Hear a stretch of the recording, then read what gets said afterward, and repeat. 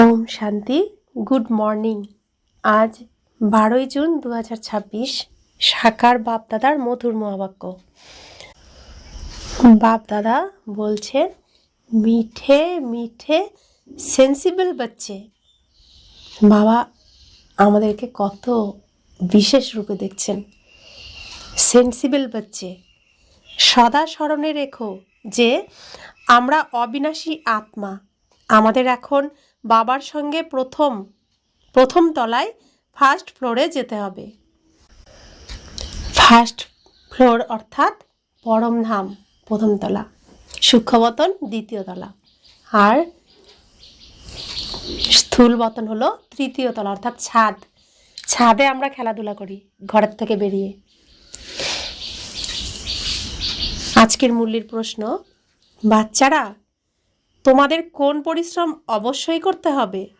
উত্তর, বাবা তোমাদের এই যে এত জ্ঞান প্রদান করেন তা নিজের হৃদয়ে ধারণ করো, অন্তর্মনে তাকে মনন করে হজম করো, যাতে তোমরা শক্তি প্রাপ্ত করবে।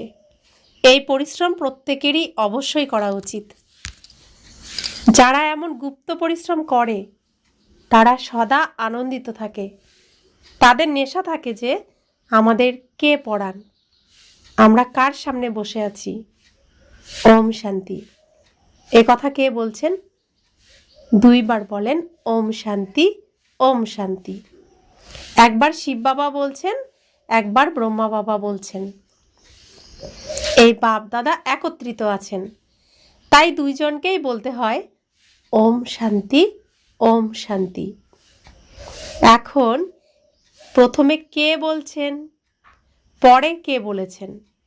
প্রথমে শিব বাবা বলেছেন ওম শান্তি, আমি শান্তির সাগর। পরে কে বলেছেন? দাদার আত্মা বলেছেন, অর্থাৎ ব্রহ্মা বাবার আত্মা বলেছেন। বাচ্চাদের স্মরণ করিয়ে দেন ওম শান্তি। আমি তো সর্বদা দেহি অভিমানী, আমি কখনোই দেহবোধে আসি না। একমাত্র বাবাই যিনি সর্বদা দেহি অভিমানী থাকেন। ব্রহ্মা, বিষ্ণু, শঙ্কর এমন বলবেন না। তোমরা জানো যে ব্রহ্মা, বিষ্ণু এবং শঙ্করেরও সূক্ষ্ম রূপ আছে।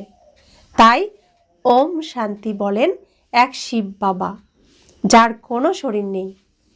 বাবা তোমাদের খুব ভালোভাবে বোঝান আর বলেন, আমি একবারই আসি, আমি সর্বদাই দেহি অভিমানী, আমি পুনর্জন্মে আসি না, তাই আমার মহিমাই অনুপম। আমাকে বলা হয় নিরাকার, পরম পিতা, পরম আত্মা। ভক্তিমার্গেও শিবের জন্য নিরাকার, পরম পিতা, পরমাত্মাই বলা হবে। নিরাকারের পুজো করা হয়। তিনি কখনোই দেহতে আসেন না, অর্থাৎ দেহ অভিমানী হন না। চিত্র তৈরি হয়, কিন্তু তিনি হলেন নিরাকার। তিনি কখনোই সাকার হন না। পূজাও নিরাকারেরই হয়। তো চিত্র তৈরি হয় মহাদেবের, শঙ্করের, মহেশ্বরের। আর শিবলিঙ্গ সবসময় শিবলিঙ্গই থাকে। পুজো হয় শিবলিঙ্গের উপরে, অর্থাৎ ওখানে যে বিন্দু, বিন্দু রূপেই পুজো হয়।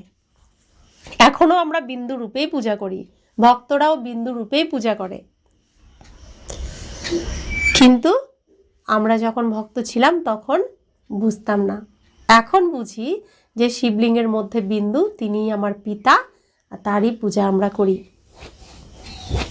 বাচ্চাদের বুদ্ধিতে সম্পূর্ণ জ্ঞান থাকে। তারা ভক্তি তো করেছে, বাচ্চারা চিত্র দেখেছে। তোমরা জানো যে সত্যযুগ আর ত্রেতাতে না চিত্রের ভক্তি হতো আর না বিচিত্রের। তোমাদের বুদ্ধিতে আসে যে পরমপিতা পরমাত্মা বিচিত্র, যার চিত্র নেই, তিনি বিন্দু। তার না স্থূল চিত্র আছে আর না সূক্ষ্ম। তার একটাই রূপ, আসল মূল রূপ আত্মা। তার মহিমা করা হয় দুঃখ হর্তা, সুখ কর্তা, পতিত পাবন। তোমরা আর কারো চিত্রকেই পতিত পাবন বলবে না। কোনো মানুষই নেই যার বুদ্ধিতে এই কথা আছে। ব্রহ্মা, বিষ্ণু, শঙ্কর হলেন সূক্ষ্ম বতনবাসী। ফার্স্ট ফ্লোর, তারপর সেকেন্ড ফ্লোর। উচ্চ থেকেও উচ্চ হলো মূল বতন, সেই ফ্লোরে থাকেন পরমপিতা পরমাত্মা। দ্বিতীয় ফ্লোরে থাকেন সূক্ষ্ম শরীরধারীরা, ব্রহ্মা বিষ্ণু মহেশ্বর তথা অন্যান্যরা। তৃতীয় ফ্লোরে থাকে স্থূল শরীরধারীরা। এতে তোমরা দ্বিধাগ্রস্ত হও না। এই কথা একমাত্র পরমপিতা পরমাত্মা ছাড়া আর কেউই বোঝাতে পারেন না। ওপরের সৃষ্টি হলো আত্মাদের, তাকে বলা হয় নিরাকারী দুনিয়া। আমাদের সব আত্মাদের দুনিয়া, নিরাকারীদের পৃথিবী। এরপর আমরা আত্মারা সাকারী দুনিয়াতে আসি। ওখানে সব আত্মারা থাকে, এখানে জীবাত্মারা। এ কথা বুদ্ধিতে থাকা চাই। বরাবর আমরা হলাম নিরাকারী বাবার বাচ্চা। আমরাও পূর্বে নিরাকারী বাবার কাছেই থাকতাম। আত্মারা নিরাকারী দুনিয়াতেই থাকে। যারা এখনো পর্যন্ত সাকারে অভিনয় করার জন্য আসতে থাকে, সে হয়ে গেল নিরাকার বাবার বতন। আমরা হলাম আত্মা। এই নেশা থাকা চাই। অবিনাশী জিনিসের নেশা থাকা উচিত, বিনাশী জিনিসের নেশা থাকা উচিতই নয়। অর্থাৎ যার কোনো অস্তিত্বই থাকবে না, যে যখন তখন বিনাশ হয়ে যেতে পারে, তাকে আধার করে চললে যে সে তো নিজেও তার সাথে সাথে শেষ হয়ে যেতে হবে, বিনাশ হয়ে যেতে হবে। তাই অবিনাশী জিনিসের নেশাই থাকা উচিত, যেটা শেষ হবে না, সব সময় থাকবে। আর যা শেষ হয়ে যাবে তার প্রতি কোনো আকর্ষণ, নেশা থাকা উচিতই নয়। দেহের নেশা যাদের থাকে তাদের দেহ অভিমানী বলা হয়। দেহ অভিমানী ভালো নাকি আত্ম অভিমানী ভালো? বুদ্ধিমান কে? আত্ম অভিমানী। আত্মা হলো অবিনাশী আর দেহ বিনাশী। আত্মা বলে আমি 84 দেহ ধারণ করি। আমরা আত্মারা পরমধামে বাবার সঙ্গে থাকি, ওখান থেকে এখানে অভিনয় করতে আসি। আত্মা বলে ও বাবা। সাকারী সৃষ্টিতে হলো সাকারী বাবা। আমরা কখন বলি ও বাবা? কোনো সময় হোঁচট খেলে ও বাবা গো, তো কাকে বলি? শিব বাবাকে বলি। ভয় পেলে ও বাবা গো, ও বাবা বলি কাকে বলি? শিব বাবাকে বলি। সাকার দেহের বাবাকে প্রয়োজনে বলি। তো বাবা বলছেন নিরাকারী সৃষ্টিতে হলো নিরাকারী বাবা, সাকারী সৃষ্টিতে হলো সাকারী বাবা। এ হলো সম্পূর্ণ সহজ কথা। ব্রহ্মাকে বলা হয় প্রজাপিতা ব্রহ্মা। সে তো এখানে হলো, তাই না? ওখানে আমরা সব আত্মারা এক বাবার বাচ্চা, ভাই ভাই। বাবা শিবের সঙ্গে আমরা ওখানে থাকি। আমাদের বাবা শিব বাবা, তার সঙ্গে আমরাও পরমধামে ওখানে থাকি। পরমাত্মার নাম হলো শিব, আত্মার নাম হলো শালগ্রাম। আত্মারও তো রচয়িতা চাই, তাই না? মনের সঙ্গে সর্বদা কথা বলতে থাকো। যে জ্ঞান পেয়েছ তা হৃদয়ে ধারণ করার জন্য পরিশ্রম করতে হবে। আত্মাই বিচার বা চিন্তন করে। প্রথম প্রথম তো এই নিশ্চিত করো যে আমরা আত্মারা বাবার সাথে থাকি, আমরা তাঁর সন্তান, তাই অবশ্যই উত্তরাধিকার প্রাপ্ত হওয়া চাই। এও তোমরা জানো যে এই যে আত্মাদের বৃক্ষ, কল্পবৃক্ষ আছে, তার অবশ্যই বীজ হয়। যেমন ঝাড় বানানো হয়, বড় হলো বাবা, তার থেকে 2 থেকে 4 সন্তান, তাদের থেকে আবার উৎপন্ন হয়। 1-2 করে বৃদ্ধি পেতে পেতে এই বৃক্ষের ঝাড় বড় হয়ে যায়। বংশের তালিকা যেমন হয়ে থাকে, এর থেকে এরা এরা এসেছে, এর থেকে এরা এরা এসেছে। তো আমরা সাকার বাবাকে সাকার বাবা, নিজের বাবা তো ভাবছি, কিন্তু সেই নিজের সাকার বাবা তার সৃষ্টি কোথার থেকে? তার বাবা, তার বাবাকে তার বাবা, তার বাবাকে তার বাবা। তাহলে আমরা এভাবে ধীরে ধীরে ধীরে ধীরে যখন আমাদের মূল কোথার থেকে সৃষ্টি হয়েছে আমরা যাই, তখন দেখব ব্রহ্মা বাবার কাছে এসে ঠেকেছি। আর ব্রহ্মা বাবার পরে কে রয়েছে? পরমাত্মা শিব বাবা। তো শিব বাবার থেকে শুরু, তো তারপর ধীরে ধীরে বিস্তার হতে থাকছে। বাচ্চারা, তোমরা জানো যে মূল বতনে সমস্ত আত্মারা থাকে, তাদেরও চিত্র আছে। উচ্চ থেকেও উচ্চ হলেন বাবা। বাচ্চারা, তোমাদের বুদ্ধিতে আছে বাবা এই শরীরে এসেছেন, আত্মাদের পিতা, এনার মধ্যে এসে আত্মাদের পড়ান। সূক্ষ্ম বতনে তো আর পড়াবেন না, সত্যযুগে তো আর এই জ্ঞান কারোর থাকে না। বাবাই এই সঙ্গম যুগে এসে এই নলেজ দিয়ে থাকেন। এই মনুষ্য সৃষ্টিরূপী বৃক্ষের নলেজ কারোরই নেই। কল্পের আয়ুই অনেক বড় লিখে দিয়েছে বাবা।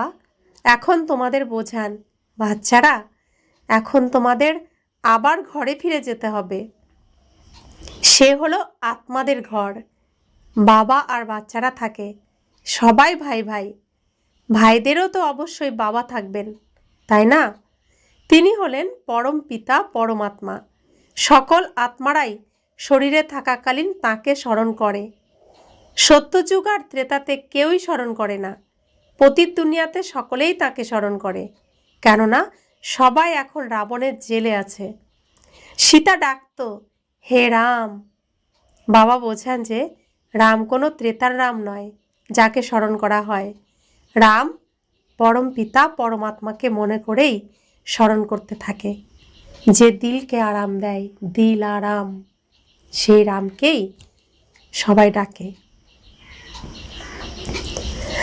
আত্মা ডাকতে থাকে। তোমরা এখন জানো যে অর্ধেক কল্প আমরা আর কাউকে ডাকবো না, কেননা আমরা সুখধামে থাকবো। এই সময় বাবাই সব বোঝান, দ্বিতীয় আর কেউই জানে না। ওরা তো বলে দেয় আত্মাই পরমাত্মা, আত্মা পরমাত্মার মধ্যে লীন হয়ে যায়। বাবা বোঝান যে আত্মা তো অবিনাশী, একটি আত্মারও বিনাশ হতে পারে না। বাবা যেমন অবিনাশী, তেমনই আত্মাও অবিনাশী। এখানে আত্মারা পতিত এবং তমপ্রধান হয়ে যায়। বাবা আবার পবিত্র শতপ্রধান বানায়। সম্পূর্ণ দুনিয়াকে তমপ্রধান হতেই হবে, তারপর আবার শতপ্রধান হতে হবে। পতিত দুনিয়াকে পবিত্র করতে বাবাকে আসতেই হয়। বাবার তো এটাই অভিনয়, তো অভিনয় করার জন্য তো তাকে আসতেই হবে। তাকে বলা হয় গড ফাদার। বাবাও অবিনাশী, আমরা আত্মারাও অবিনাশী, আর এই ড্রামাও অবিনাশী। বাচ্চারা, তোমরা জানো যে এই পৃথিবীর হিস্ট্রি, জিওগ্রাফি কিভাবে রিপিট হয়। এই 4 যুগে আমাদের অভিনয় চলতে থাকে। আমরাই সূর্যবংশী, তারপর চন্দ্রবংশী হই। চন্দ্রবংশীরা দ্বিতীয় শ্রেণীতে এসে যায়। 14 কলা যাদের, তাদের সূর্যবংশী বলা যাবে না। বাস্তবে এদের দেবী দেবতাও বলা যায় না। দেবী দেবতা সম্পূর্ণ নির্বিকারী। 16 কলা সম্পূর্ণ যারা, তাদের বলা হয়। রামকে 14 কলা সম্পন্ন বলা হবে। তোমাদেরই 84 জন্মের হিসাব বোঝানো হয়। নতুন জিনিস যখন পুরানো হয় তখন সেই আনন্দ আর থাকে না। প্রথমে সম্পূর্ণ পবিত্র থাকে, তারপর কিছু বছর পার হলে তখন অল্প পুরানো বলা হবে। বাড়ির উদাহরণ দিয়ে বোঝানো হয়। এইভাবে প্রতিটি জিনিসই পুরানো হয়। এই দুনিয়াও এক বড় মণ্ডপ। এই আকাশতত্ত্ব অনেক বড়, এর কোনো অন্ত নেই। এর শেষ কোথায় তা বের করা যায় না। চলতে থাকো কিন্তু শেষ হয় না। ব্রহ্ম মহতত্ত্বেরও কোনো শেষ হতে পারে না, যদিও বৈজ্ঞানিকরা কত চেষ্টা করে এর শেষ দেখার জন্য, কিন্তু যেতে পারে না, অন্ত খুঁজে পায় না। ব্রহ্মতত্ত্ব অনেক বড়, অন্তহীন। আমরা আত্মারা খুব অল্প জায়গায় থাকি। এখানে কত বড় বড় বাড়ি বানানো হয়। এই ধরিত্রীর স্পেসও অনেক বড়, ক্ষেত ইত্যাদিও তো চাই। ওখানে তো কেবল আত্মারা থাকে। আত্মা শরীর ছাড়া কিভাবে খাবে? ওখানে সবাই অভোক্তা। ওখানে খাবার বা ভোগ করার কোনো জিনিসই নেই। বাবা বোঝান যে এই জ্ঞান তোমরা বাচ্চারা একবারই পাও। ওখানে অর্থাৎ আমাদের বাড়িতে, পরমধামে আমরা আত্মারূপে থাকি। প্রকাশ স্বরূপ থাকি। তো আমার বাবা প্রকাশ স্বরূপ, তার আলোয় আমরা আলোকিত থাকি, তার কাছ থেকে আমরা সবসময় খাবার পেতেই থাকি। আত্মা কি খায়? পবিত্রতার কিরণ, তো বাবার কাছ থেকে পেয়ে যাচ্ছি। সুখের কিরণ, তো বাবার কাছ থেকে পেয়ে যাচ্ছি। শান্তির কিরণ, প্রেমের কিরণ, আনন্দের কিরণ, জ্ঞানের কিরণ, শক্তির কিরণ, এটা আত্মার খাবার। তো তা বাবার কাছ থেকে নিরন্তর আসতেই থাকে, পরম নামে বাবার কাছ থেকে।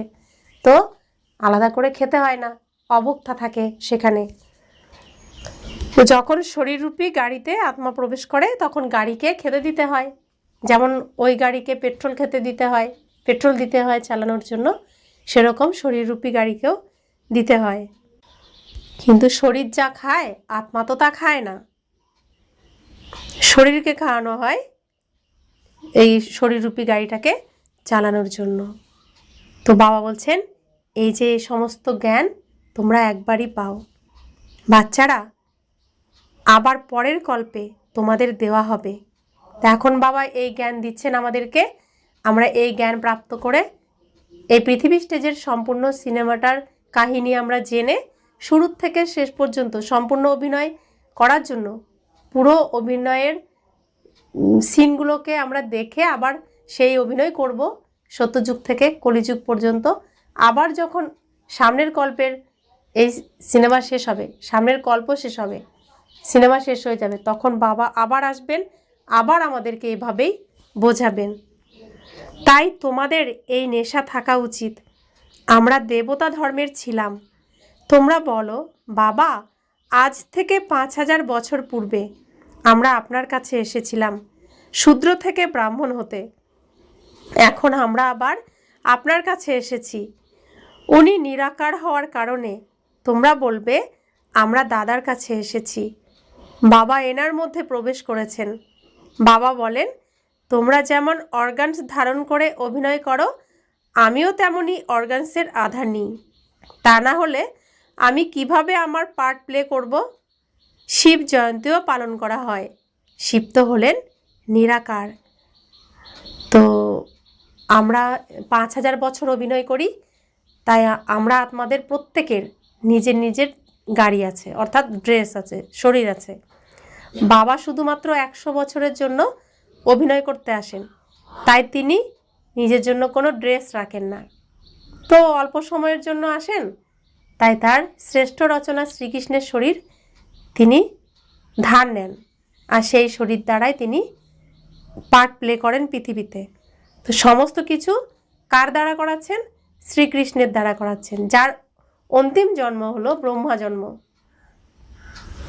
শেষ জন্মে ব্রহ্মা জন্ম, অর্থাৎ শেষ যে জন্ম এই নাটকের শেষ চরিত্র, সেই চরিত্র শেষ হওয়ার আগে, সেই চরিত্রে যখন শ্রীকৃষ্ণ 60 বছর বয়সে ছিলেন, দাদা লেকরাজ নামের শরীরে, তখন শিব বাবা প্রবেশ করেন দাদা লেকরাজের শরীরে প্রবেশ করার পর সেই শরীরের নাম রাখেন ব্রহ্মা।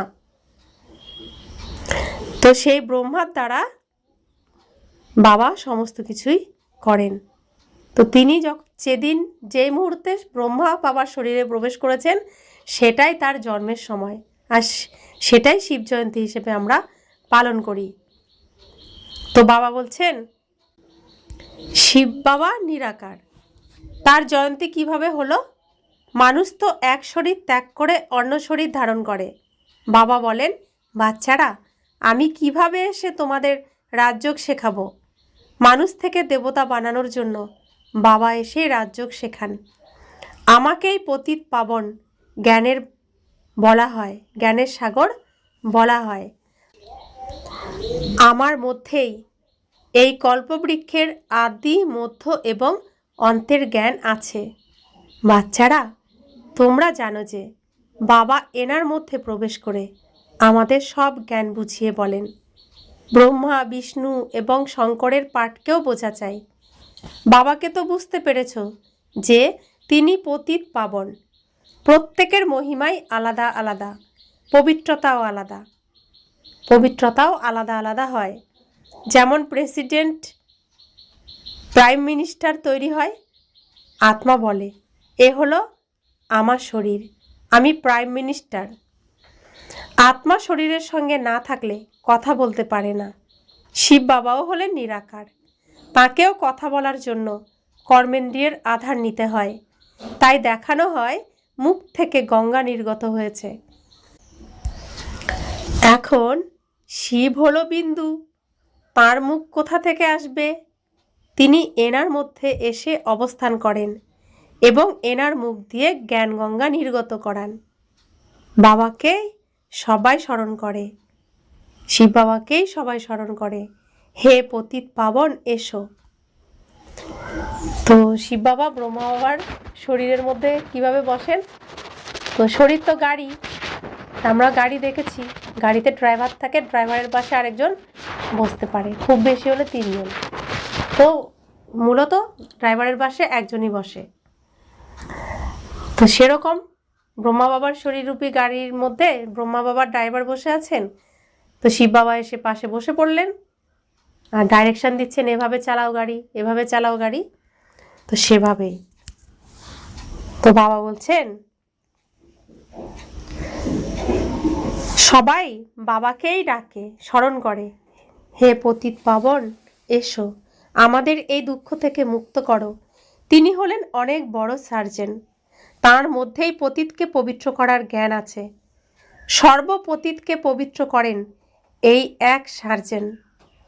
সত্যযুগে সবাই নিরোগী থাকে। এই লক্ষ্মীনারায়ণ হলেন সত্যযুগের মালিক। এনাদের এমন কর্ম কে শেখালেন যাতে এরা এমন নিরোগী হলেন? বাবা এসে শ্রেষ্ঠ কর্ম শেখান। এখানে তো কর্মই কাটতে থাকে।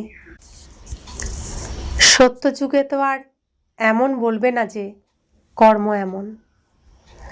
ওখানে কোনো দুঃখ বা রোগ হয় না, এখানে তো একে অপরকে দুঃখ দিতেই থাকে।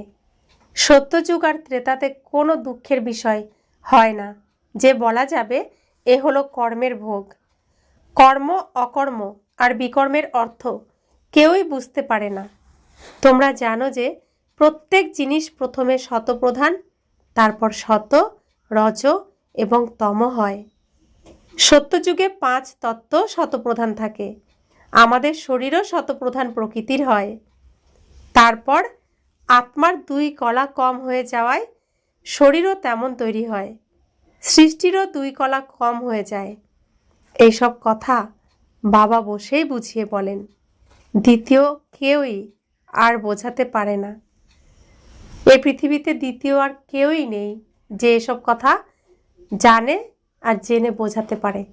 শুধুমাত্র বাবাই সমস্ত রচনার সত্য জানেন এবং তিনি জানাতেও পারেন, বোঝাতেও পারেন। আর তিনি বোঝাতেই এসেছেন, জানাতেই এসেছেন, আর দ্বিতীয় কেউ নয়।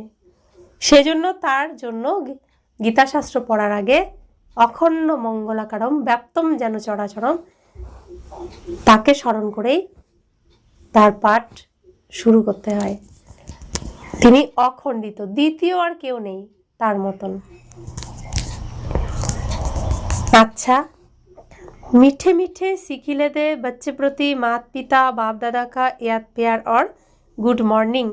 रूहानी बाप की रूहानी बच्चों को नमस्ते। हम रूहानी बच्चों की रूहानी माता पिता बाप दादा को याद प्यार, गुड मॉर्निंग और नमस्ते नमस्ते नमस्ते। शुक्रिया बाबा, शुक्रिया बाबा, शुक्रिया। ধারণার জন্য মুখ্য সার। প্রথম ধারণা, এখন থেকেই বাবার শ্রীমতে এমন শ্রেষ্ঠ কর্ম করতে হবে যাতে কখনোই কর্মের ভোগ করতে না হয়, অর্থাৎ কর্মের সাজা ভোগ করতে না হয়। দ্বিতীয় ধারণা, কোনো বিনাশী জিনিসের প্রতি নেশা রেখো না। এই দেহ হলো বিনাশী, এর প্রতিও মোহ রেখো না।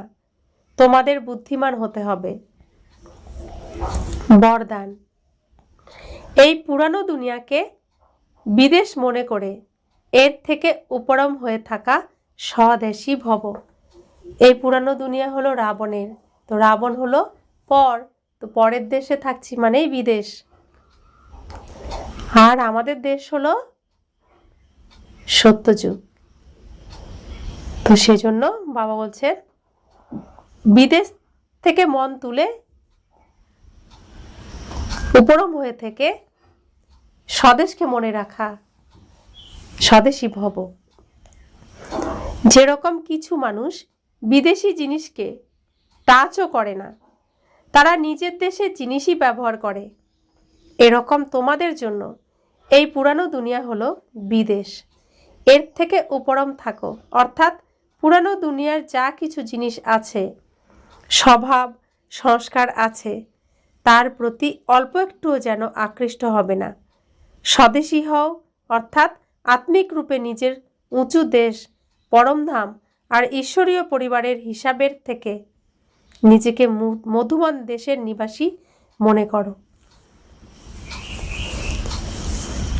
এর নেশায় থাকো। তো আমার স্বদেশ হলো মধুবন, যেখানে বাবা থাকেন আর এই পুরো সম্পূর্ণ বিশ্বে তার কার্য পরিচালনা করেন। তা আমি ঈশ্বরীয় পরিবারের একজন সদস্য, বাবার একজন অতি প্রিয় অতি স্নেহের সন্তান। তো আমাকে মনে করতে হবে সবসময় আমার বাড়ি পরমধাম আর এই পৃথিবীতে নিজের ঘর হলো মধুবনে। আমি মধুবন নিবাসী আত্মা, এখন আমি কর্ম করছি কর্মভূমিতে। স্লোগান: ঝামেলাতে ফেঁসে না গিয়ে সদা মিলন মেলায় থাকো। অব্যক্ত ইশারা: সদা হাসি খুশি থাকার জন্য নিজের নেচারকে সরল বানাও, সহনশীল হও। হোলি হংসের বিশেষত্ব হলো সরল চিত্ত, সরল বাণী, সরল বৃত্তি, সরল দৃষ্টি। যে বাচ্চারা পরিষ্কার হৃদয়ের অধিকারী হয় তারাই বাপদাদার সব থেকে প্রিয়, সব থেকে নিকটের ভালোবাসার পাত্র হয়। পরিষ্কার হৃদয়ের অধিকারী বাচ্চারা সদা বাপদাদার হৃদয় সিংহাসনধারী। সর্বশ্রেষ্ঠ সংকল্প পূর্ণ হওয়ার কারণে বৃত্তিতে, দৃষ্টিতে, বাণীতে, সম্বন্ধের সম্পর্কে সরল আর স্পষ্ট এক সমান দেখা যায়। ওম শান্তি।